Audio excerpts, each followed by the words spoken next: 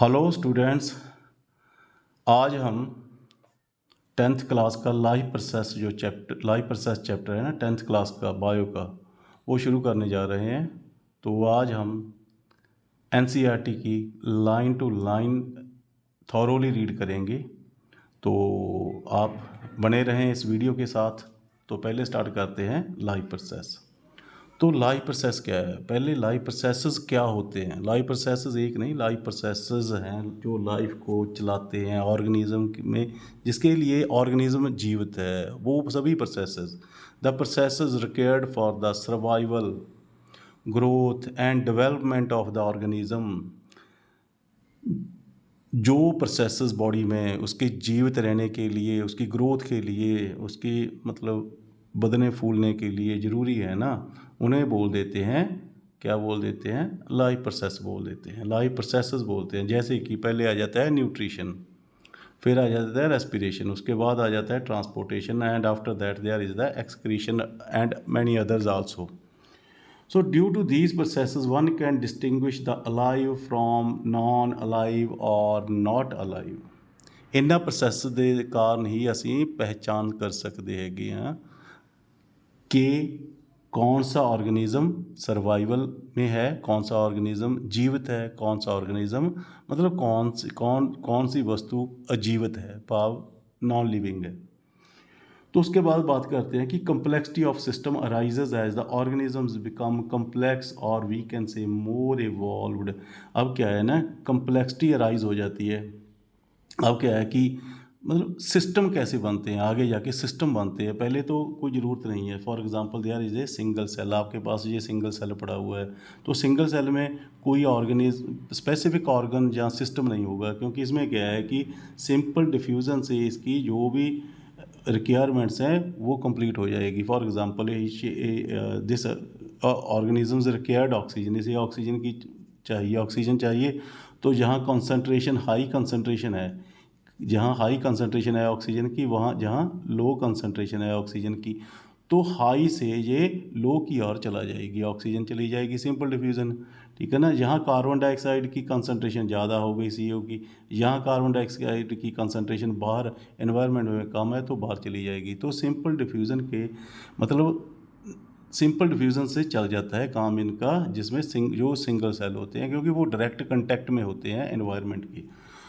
देखो for example in unicellular और single celled organisms there are not specific structure for the different life processes as their body surface is in direct contact of environment, क्योंकि उन्होंने body का जो contact हैगा ना, वो क्या होता है, डायरेक्टली होता है एनवायरनमेंट के। And exchange of material takes place by simple diffusion. यहाँ नोट कर लो कि सिंपल डिफ्यूज़न के हिसाब से उनका जो बॉडी की में जो भी एक्सचेंज होता है मटेरियल, वो सिंपल डिफ्यूज़न से हो जाता है।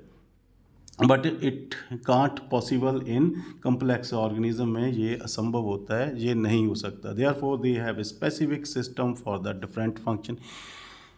यही कारण है कि उनकी जो रिक्वायरमेंट है वो ज़्यादा होती है। उनमें सेल्स मतलब वास्ट होते हैं, number of cells infinite number of cells होते हैं, ठीक है ना, टिश्यू फॉर्म होते हैं, ऑर्गन्स बनते हैं। तो सेल्स में ज़्यादा रिक्वायरमेंट होती है। Each and every cell need oxygen for its survival. हर एक ऑर्गेनिज्म में हर एक सेल को ऑक्सीजन की रिक्वायरमेंट होती है, एक स्पेसिफिक टाइम पीरियड में ही चाहिए होती है, तो so that it can remain survive, ताकि वो सर्वाइव रह सके। इस करके तो ਉਹਦੇ ਲਈ एक स्पेशल क्या होता है कि उसके लिए एक हमें स्पेशल उसमें एक परमात्मा ने क्या किया है, मतलब स्पेशल सिस्टम बना दिया बॉडी में। तो बात करेंगे हम उन सिस्टम्स की आगे चलकर। तो अभी आपका क्वेश्चन NCERT का, तो देखो ब्लू बॉक्स में पढ़ा है ये question. Why is the diffusion insufficient to meet the oxygen requirement of multicellular organism like humans.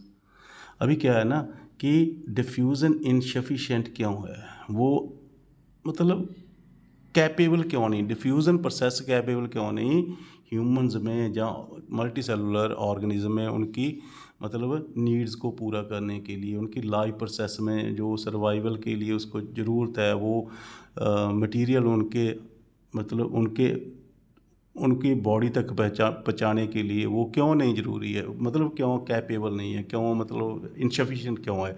तो बात करते हैं जी। तो इसका आंसर है जी, due to the complex structure and vast number of, you can write infinite number of cells, it is not possible for oxygen to reach each and every cell within specific time। क्या है कि vast complex structure के कारण vast number of cells होते हैं, तो billions of cells होते हैं, तो ये संभव नहीं है कि एक ही समय पे एक एक सेल को प्रॉपर टाइम पे ऑक्सीजन अवेलेबल हो सके डिफ्यूज़न से। तो क्या होता है, तभी उनमें एक सिस्टम बना होता है जिसमें हम पढ़ेंगे रेस्पिरेटरी सिस्टम, ब्रीदिंग सिस्टम। सो वो आगे करेंगे। तो that is the answer of that question. तो अब आ गया आपका प्रोसेस स्टार्ट हुआ है न्यूट्रिशन। तो न्यूट्रिशन क्या है? Intake of food by the organism for its growth and development. Growth, development and survival is called nutrition. Food लेना, इनटेक ऑफ फूड मतलब फूड को चबाना, और डाइजेशन इसमें आगे आ जाएगा, डाइजेशन प्रोसेसेस आ जाएंगे, ठीक है ना। तो भोजन को ले लेना, भोजन करना, और यू कैन से टेकिंग ऑफ द फूड, है ना, अपनी ग्रोथ डेवलपमेंट के लिए फूड ले लेना, उसे न्यूट्रिशन बोलते हैं। सर्वाइवल के लिए, अपने बॉडी की एनर्जी के लिए फूड को लेना, उसे न्यूट्रिशन बोलते हैं। तो टाइप्स ऑफ न्यूट्रिशन 2 टाइप्स की होती है। एक तो ऑटोट्रॉपिक न्यूट्रिशन होती है, एक हेटरोट्रॉपिक होती है। हम बात करेंगे इसमें ऑटोट्रॉपिक की। तो पहले हम बात करते हैं ऑटोट्रॉपिक कैसी होती है। It is the mode of nutrition in which green plants prepare their own food from simple raw material. For example कौन सा प्रोसेस आ जाता है इसमें भी, एक आगे प्रोसेस आ जाता है फोटोसिंथेसिस प्रोसेस के हिसाब से। वो क्या करते हैं, ग्रीन प्लांट्स अपना फूड है वो बनाते हैं, आप बनाते हैं, खुद बनाते हैं, ठीक है ना। वो किसी के मतलब किसी से नहीं लेते, वो फूड अपना खुद बनाते हैं। उनको प्रोड्यूसर भी बोला जाता है। इसके लिए उनको क्या बोला जाता है, producer. They are so that's they are called the producers because they prepare their own food. कहाँ से प्रिपेयर करते हैं वो? सिंपल रॉ मटीरियल से। कौन कौन सा सिंपल रॉ मटीरियल है? कार्बन डाइऑक्साइड है जी, वाटर है, ठीक है ना। किसकी प्रेजेंस जो होता है जी? सनलाइट एंड क्लोरोफिल की प्रेजेंस जो होता है, ठीक है ना। आगे आपको एक्सपेरिमेंट हैं, ठीक है ना, पता चल जाएगा कि कैसे सनलाइट की क्या ज़रूरत होती है, क्लोरोफिल की क्या ज़रूरत है। वो इवेंट्स ऑफ फोटोसिंथेसिस में हम आगे करेंगे, ठीक है ना जी। तो उसके बाद क्या करते हैं जी, सनलाइट एंड क्लोरोफिल क्या बनाते हैं? ग्लूकोज बनाते हैं, C6H12O6 कम्प्लेक्स मॉलिक्यूल बनता है इसका। इसके साथ ऑक्सीजन बनती है, उसके साथ ATP क्या है? एनर्जी करेंसी होती है। एडिनोसाइन ट्राईफॉस्फेट ये बनता है बॉडी में स्टोर, मतलब it is a energy currency. तो कितने मॉलिक्यूल बनते हैं ये भी बताता हूँ। 38 ATP मॉलिक्यूल बॉडी में बनते हैं। किससे बनते हैं जी? अब देखो कार्बन यहाँ कितने हैं, इसे बैलेंस करना है हमें, ठीक है ना। तो कार्बन यहाँ 6 है, यहाँ 6 लगा दो। उसके बाद हाइड्रोजन कहाँ, यहाँ 12 है, यहाँ 2 है, तो यहाँ भी हो गया, बैलेंस हो गया। अब यहाँ कार्बन है ना जो, अब यहाँ 18 हो गई है कार्बन, 6 2 12 प्लस 6 18। तो यहाँ कितनी है? 6 है, यहाँ 6 लगा दो। तो it has been get balanced. Now your equation is the balanced. जो इक्वेशन है वो बैलेंस हो गई है। तो अभी क्या है, ये ग्लूकोज को हम कार्बोहाइड्रेट बोलते हैं, ठीक है ना। अब ये कार्बोहाइड्रेट कहाँ जाएंगे? These carbohydrates are utilised, plant इसे यूटिलाइज कर लेंगे in the body of the plants for providing energy. अपनी बॉडी के लिए, अपने सर्वाइवल के लिए, अपनी ग्रोथ एंड डेवलपमेंट के लिए। तो इन कार्बोहाइड्रेट्स को वो क्या करेंगे, अपने आप में यूटिलाइज कर लेंगे। तो कहाँ बन जाएगी या क्या बन जाएगी? उनकी बॉडी के लिए एनर्जी मिल जाएगी, उनकी डेवलपमेंट के लिए, उनकी ग्रोथ के लिए उन्हें एनर्जी मिल जाएगी। The part that is not utilised, कौन सा पार्ट? इन कार्बोहाइड्रेट्स का। इन कार्बोहाइड्रेट्स का पार्ट जो यूटिलाइज नहीं हुआ वो स्टोर हो जाता है प्लांट्स की बॉडी में in the form of starch की फॉर्म में स्टोर हो जाएगा।